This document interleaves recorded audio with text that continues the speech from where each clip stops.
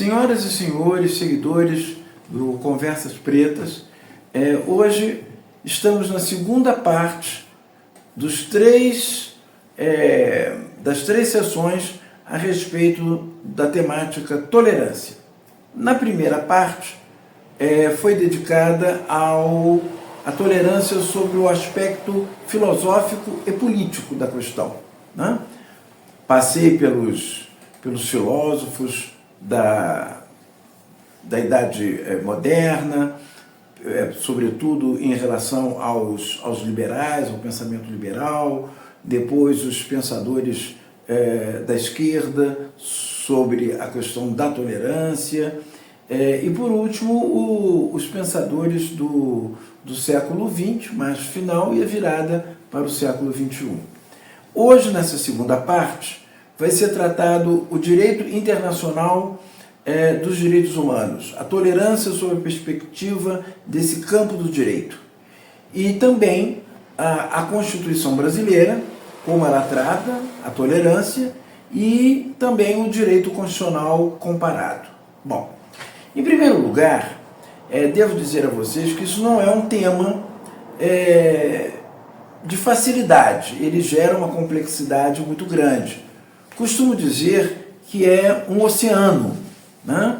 É um oceano de imbricações, um oceano de uma série de questões altamente problemáticas, e eu costumo dizer que ele se assemelha, né, ao oceano, mas não o Oceano Pacífico, porque de Pacífico não tem absolutamente nada. Ele foi o Oceano Pacífico, ele foi na perspectiva de Fernando Magalhães, que em 1521, ao atravessar o Estreito de Magalhães, ele entendeu que aquele lado do oceano era mais tranquilo que o Oceano Atlântico, né? Mas foi apenas uma percepção do navegador português. Mas esse nosso oceano, ele é um oceano muito cheio de tempestades, de debates, de discussões, de construções, desconstruções, tudo isso que esta área tão ligada ao direito e tão ligada também à política internacional, à geopolítica, a todo esse emaranhado, a toda essa miríade de questões que envolvem isto que é muito caro às relações humanas, que se chama tolerância. Eu vou usar como ponto de partida, esse marco histórico, o final da Segunda Grande Guerra Mundial. Todos nós sabemos que a Segunda Grande Guerra Mundial ela foi, sob o ponto de vista humano, algo, enfim, inominável, né? Como foi o Holocausto do povo judeu, cigano, de comunistas, enfim. A solução final implementada pelo Terceiro Reich foi os campos de concentração e o extermínio em massa, né? Lógico que não podemos comparar esse quantitativo ao que ocorreu na Primeira Grande Guerra Mundial, entre 1914 e 1923, que foi o massacre, né, e o genocídio do povo armênio pelo Império Turco-Otomano, mas a humanidade passou por diversos genocídios, por diversos holocaustos. Temos também, e não podemos deixar de esquecer, o holocausto do povo africano, né, que foi trazido como escravo para as Américas, e o Brasil foi um dos grandes que comercializou, né, o povo negro africano, né? Cerca de 12 milhões de negros atravessaram o Atlântico como mercadoria, e as estimativas chegam a dizer que chegou a 1 milhão, a 2 milhões de pessoas que foram descartadas no Oceano Atlântico porque morreram durante a viagem, alguns se suicidaram. Enfim, essa foi a diáspora africana, e esse foi o Holocausto do povo negro.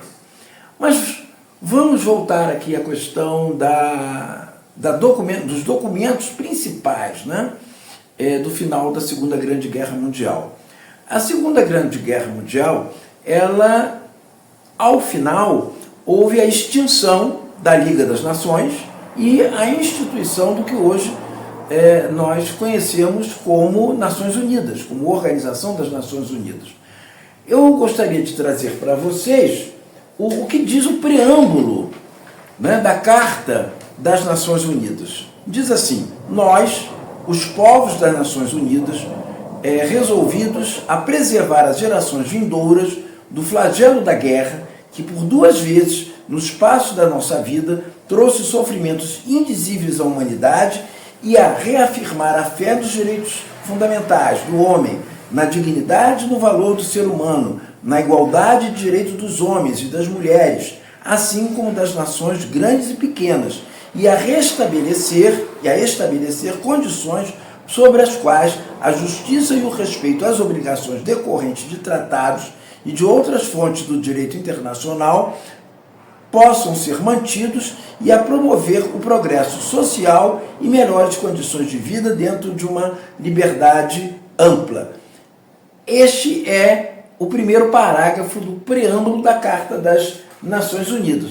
Agora vejam, o preâmbulo realmente ele não é uma parte dispositiva, ou seja, não podemos dizer que o preâmbulo, né, de uma lei ele tenha a força dispositiva, a força da norma. A força da norma está em seus artigos. Esse sim gera direitos e obrigações. No primeiro artigo da Carta das Nações Unidas diz assim: os propósitos das Nações Unidas, manter a paz e a segurança internacionais, e para esse fim tomar medidas eficazes, conjuntas ou separadas, para prevenir e afastar ameaças à paz, reprimir atos de agressão ou outros atos de quebra da paz, e resolver por meios pacíficos e de conformidade com os princípios da justiça e do direito internacional as controvérsias ou situações que possam levar à quebra da paz ou agravar essa situação. Ora, esse é o primeiro artigo. O primeiro artigo e também o preâmbulo deixam claros que a Organização das Nações Unidas ela se sustenta em 2 pilares: na paz e na segurança internacional. Ora, em vista disso, em 1948 foi lançada a Declaração Universal dos Direitos Humanos. A Declaração Universal dos Direitos Humanos, ela também se direciona em relação a esses mesmos princípios que regem a Carta das Nações Unidas e também ao seu primeiro dispositivo. Olha, por que nós chamamos atenção para a Declaração Universal dos Direitos Humanos? Porque a primeira declaração, ela remonta à Revolução Francesa, a Declaração dos Direitos do Homem e do Cidadão. A perspectiva da Declaração Francesa, ela não era universal, ela era voltada para a realidade, né, social, histórica e política da Revolução Francesa. Por isso que ela se refere ao homem, ao cidadão. A quem? Ao cidadão, né, responsável por aquela grande revolução, a grande revolução burguesa, que pôs fim aos privilégios do clero e da nobreza. Bom, então essa diferença se faz. A perspectiva desta declaração de 1948, ela é universalista. Por isso que ela não fala do homem, ela fala da Declaração Universal dos Direitos Humanos. Certo? Bom, esta declaração, ela se baseia em princípios, né? Princípios que regem, né, e que devem reger a sociedade internacional do pós-guerra, da pós-guerra, ou seja, dos traumas trazidos pela Segunda Grande Guerra Mundial em relação ao aviltamento, à violência, ao extermínio, ao genocídio praticado pelo regime neonazista. Bom, em 1995, a Unesco, né, Organização para a Educação e Cultura das Nações Unidas, ela lança a Declaração de Princípios sobre a Tolerância. Esta declaração sobre os princípios da tolerância, ela tem um foco. Qual é esse foco? É a educação para a cultura de paz, né?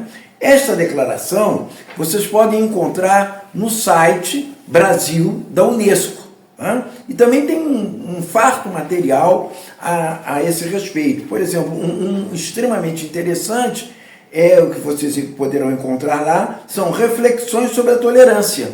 Isso está no site da Unesco Brasil, né? Um outro momento muito importante em que a sociedade internacional se debruçou, né, sobre a tolerância foi na Conferência de Durban, na África do Sul, que aconteceu no ano de 2001. Essa conferência ela faz parte de um período de declarações, né? Que foi chamada a Era das Declarações. Teve a declaração sobre os direitos da mulher, as declarações sobre o meio ambiente, que foi patrocinada no Brasil, ela aconteceu, foi a chamada Rio 92. Depois teve a das populações, do Cairo, e assim sucessivamente. Esta declaração de Durban, ela teve como propósito, né, a uma declaração e uma conferência relativa a todas as formas de intolerância e discriminação, quais sejam racismo, discriminação, xenofobia, e aí no final, né, dentre essas formas de discriminação, ficou as intolerâncias correlatas. O que significa intolerância correlata? São todas aquelas, né, que ultrapassam aquelas tradicionalmente conhecidas como racismo, xenofobia, né, discriminação de todas as formas, né? E existem outras formas de discriminação, por isso que se tratou de correlatas, para dar uma amplitude maior a esta declaração e o seu respectivo plano de ação. O que é o plano de ação numa declaração? O plano de ação é aquele plano ao qual os estados, os países que fizeram parte desta conferência, eles se obrigam, né, internacionalmente a adotar políticas públicas internas, sejam elas legislativa, sejam elas de ordem de poder executivo, tudo no sentido de atingir aos objetivos desta conferência e da declaração, para que depois, periodicamente, seja feito um balanço, né? Por isso que se fala de conferência mais 5, conferência tal mais 10, e é assim que se dá. Bom, essa é a perspectiva da tolerância no campo do direito internacional dos direitos humanos. Quem se interessar por esse tema, que é um tema extremamente importante e rico, que agora eu vou fazer a relação dele com a nossa Constituição, vocês vão poder encontrar num compêndio de direito internacional dos direitos humanos, que eu fiz publicar no ano de 2022, que se chama Desarquivando Direitos. Ele se constitui em 4 volumes. O primeiro volume, ele fala da parte da histórica dos direitos humanos, parte histórica. O segundo volume, ele já trata da normativa internacional dos direitos humanos, ou seja, a normativa no campo global, as normas globais de combate às mais diversas formas de discriminação e também no contexto, né, e no arsenal normativo internacional de proteção e de promoção dos direitos humanos. Na perspectiva regional, ou seja, das Américas, da África, da Europa, etc., vocês vão encontrar isso no volume 2. No volume 3, vamos dar sequência a isso. E no volume 4 é sobre as conferências, né, de direitos humanos.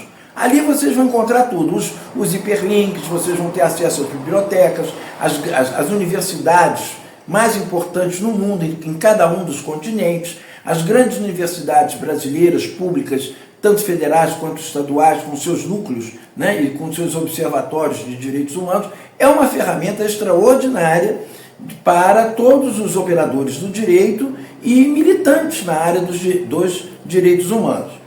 Pois bem, agora vamos tratar da questão da tolerância no direito constitucional brasileiro.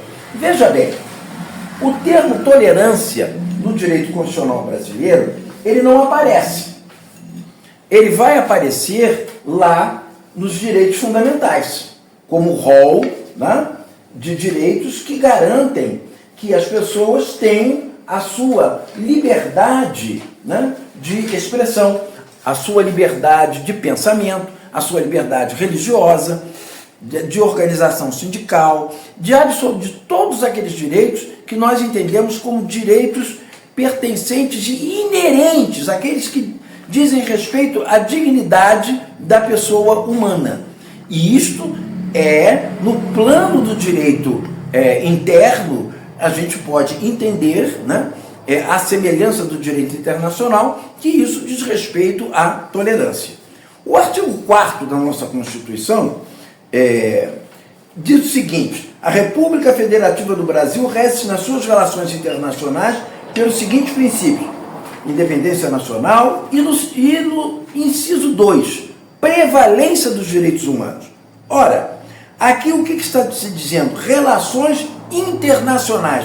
O Brasil se relaciona internacionalmente com a prevalência dos direitos humanos. E no inciso 8, repúdio ao terrorismo e ao racismo.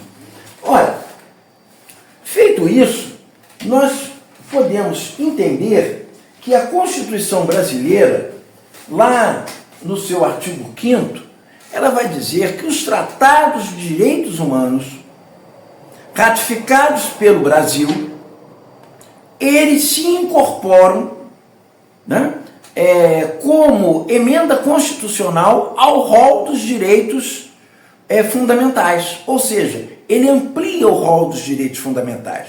O que a gente tem que pensar em termos de direitos humanos é que os direitos humanos, eles nunca podem ser reduzidos.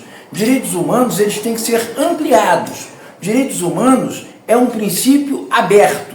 Sempre que se encontrar algo que diga respeito ao aperfeiçoamento e à proteção da dignidade da pessoa humana, nós estamos trabalhando sob a perspectiva dos direitos humanos, estamos trabalhando sob a perspectiva da tolerância. A tolerância é um conceito amplo e aberto, tanto no campo do direito constitucional, quanto no campo do direito internacional. No campo do direito constitucional comparado, como eu falei para vocês, a tolerância, ela diz respeito a esses princípios da liberdade da consciência e religião, liberdade de expressão, igualdade, direito das minorias, né? E alguns países, apenas para citar, nos Estados Unidos, a primeira emenda à Constituição norte-americana diz respeito à liberdade de religião e de expressão. Na francesa, já fala da laicidade, ou seja, um apreço maior à questão do Estado laico por conta do seu próprio histórico de Revolução Francesa, que foi o que? A ruptura com os privilégios da nobreza e do clero. E na Constituição brasileira, ela segue mais ou menos as demais constituições, com essa parte que diz respeito às liberdades, né? Então, eu fecho hoje essa nossa segunda parte do nosso encontro e já anuncio a terceira e última parte, que é a tolerância sob a perspectiva da normativa e da ordem jurídica brasileira de proteção aos direitos humanos.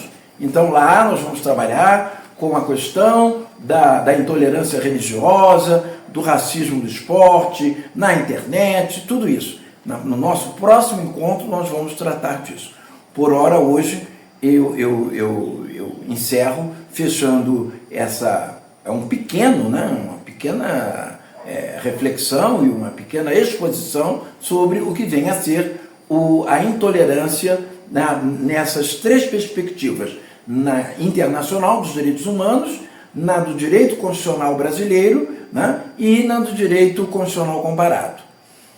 Nós nos encontramos na próxima quarta-feira sobre a questão do tratamento da Lei 7.716 sobre as formas de intolerância.